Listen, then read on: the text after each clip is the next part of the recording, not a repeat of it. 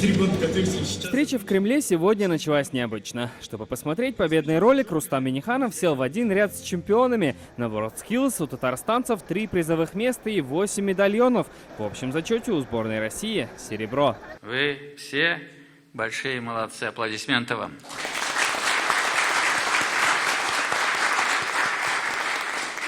Участие в чемпионате – это старт вашей карьеры и новых побед.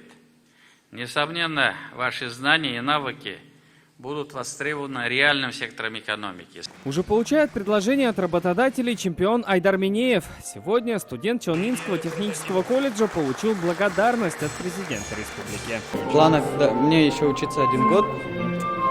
Дальше я планирую свою жизнь остаться в Татарстане, связать свою жизнь с промышленностью.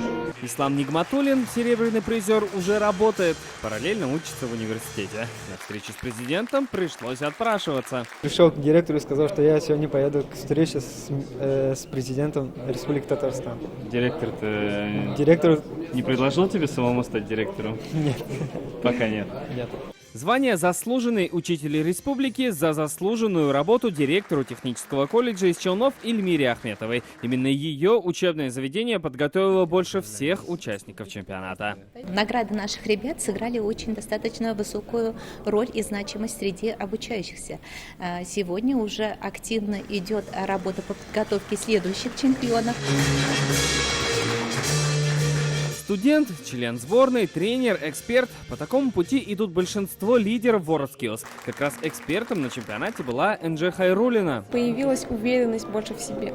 Появились новые знания, новые навыки, с которыми хочется поделиться. Чемпионат мира закончился только месяц назад, но уже сейчас его герои готовятся к новым стартам. И, судя по настрою, казанский WorldSkills – это крепкий фундамент будущего большого чемпионского пути в профессиональном мастерстве для всей страны. Салават Ухмадуллин, Александр Лобанов, ТНВ, Казань. Смотрите все новости дня, программы и фильмы в наилучшем качестве на YouTube-канале ТНВ. Подписывайтесь.